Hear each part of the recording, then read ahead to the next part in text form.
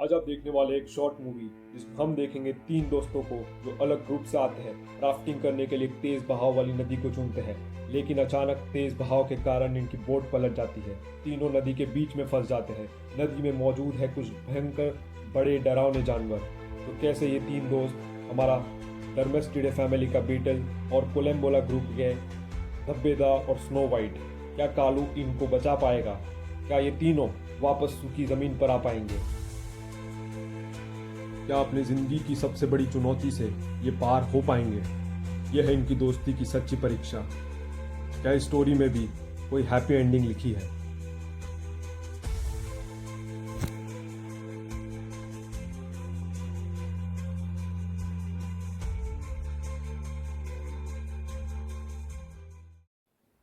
पांचों दोस्तों में से कालू सबसे बड़ा था और सरफेस टेंशन का फायदा उठाते हुए उसने अपने चारों दोस्तों को उसकी पीठ पर बैठ जाने को कहा। इस आइडिया से सभी ने तुरंत बीटल के पीठ पर चढ़ान करी। कब से अपने हाथ पैर चलाने के बाद थक चुके ये नन्हे कोलम्बोला बीटल के पीठ पर आराम महसूस कर रहे थे और उनकी जान में जान आई। अब सभी के लिए कालू एक आखिरी उम्मीद के समान था। एक तरीके से वो इनके लिए लाइफ बोट, लाइफ जैकेट का काम कर रहा था। कालू तैरना नहीं जानता था। वह सिर्फ अपने हाथ पैर चलाते हुए किसी तरह सभी को पानी में डूबने से रोके हुए था। ऊपर बैठे चारों कोलम्बोला में से सभी स्नो वाइट्स ने अपनी आंखें डर के मारे बंद कर दी थी। नदी काफ़ी गहरी और तेज़ हवाएं चल रही थी। इन सब के बीच उन्हें नहीं लग रहा था कि वे यहाँ से जिंदा लौटने वाले हैं, लेकिन ऊपर बैठे धब्बेदार ने हौसला भी नहीं छोड़ा था। उसने एक लीडर के भांति सभी को शांत करते हुए कालू को गाइड करना शुरू कर दिया। वे कालू को कहता किस दिशा में जाना है, क्योंकि तेज बहाव और पानी की बूंदों ने कालू को आंख बंद करने पर मजबूर कर दिया था। अब वो बस धब्बेदार की आवाज़ को मान रहा था। जैसा धब्बेदार कहता उस दिशा में वो तेजी से अपने हाथ पैर चलाने लगता। इन मुसीबतों के बीच उनकी नज़र पानी में मौजूद दूसरे खतरों पर पड़ी। इतने बड़े अजगर को देख धब्बेदार काफ़ी ज़्यादा डर गया, लेकिन उसने कोलम्बोलास को ना बताते हुए कान में कही। कालू ने तुरंत अपने हाथ पैर दूसरी ओर मारने शुरू किए ताकि वो अजगर से दूर जा सके। धब्बेदार ने कालू को अजगर से विपरीत जाने और कालू ने वैसा ही किया। थोड़ी देर के लिए तो खतरा टल चुका था, लेकिन यह अजगर पानी में इनके नीचे ही था और कभी भी उन पर हमला हो सकता था। अब बस उन्हें जल्दी से ज़मीन को छूने की ज़रूरत थी। नदी का बहाव काफ़ी तेज़ होने के कारण वह किनारे पर नहीं पहुंच पा रहे थे। नदी में वे गोल गोल ही घूमे जा रहे थे। उन्हें ज़रूरत थी पूरी ताकत से कल्लू का प्रयास।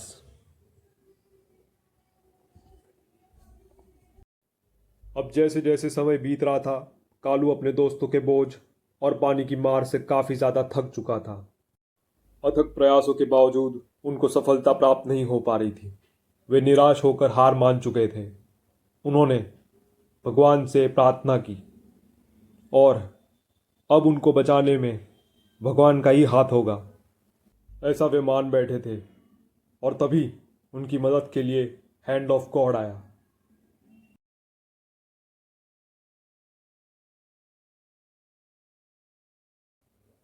उन्हें नहीं पता था कि क्या हुआ, क्योंकि उन्होंने डर के मारे, हौसला हारने के मारे अपनी आंखें ही बंद कर ली थी।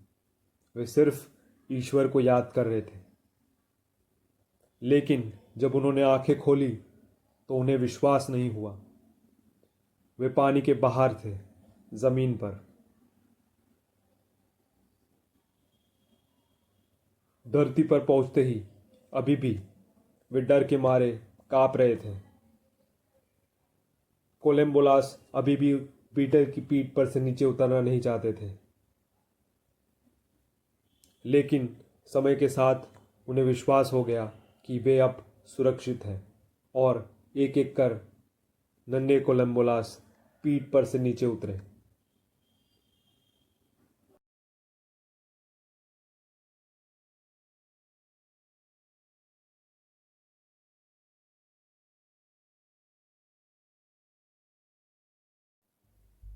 पानी में बिताया हुआ हर एक पल इनके लिए बहुत ही लंबा और दर्दनाक अनुभव था।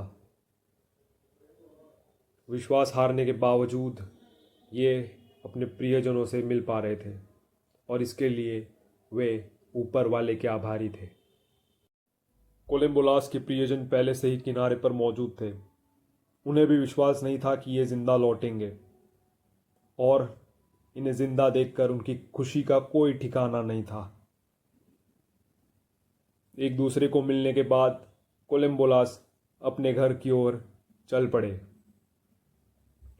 हमारा आज का हीरो कालू, जिसके प्रयास के कारण सभी जिंदा थे, वो फाइनली अब रेस्ट कर पा रहा था, अपने पैरों को आराम दे पा रहा था। अब उसकी कोशिश है जल्दी से अपनी बॉडी को सुखाकर वो पंखों को सुखाकर यहाँ से उड़ जाए। लेकिन कुछ कोलंबोलास जो उसकी पीठ पर थे, उनमें से दो अब भी उसकी पीठ पर ही थे। वे कालू को अलविदा नहीं कहना चाहते थे। कालू उनके लिए हीरो था और उसके साथ रहकर वे उस पर प्यार जता रहे थे।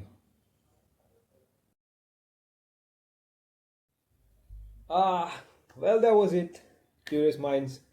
I know it's a bit silly of me to turn this whole thing into a movie like scene, but imagine watching a tiny beetle floating on water with a few springtails on its back. For more than 5 minutes, it would be so boring. It would be oh so boring. So, just to make things interesting, a bit entertaining to watch, I turned this into a movie like thing. And also, I hope it helps to connect with these little creatures that live around us.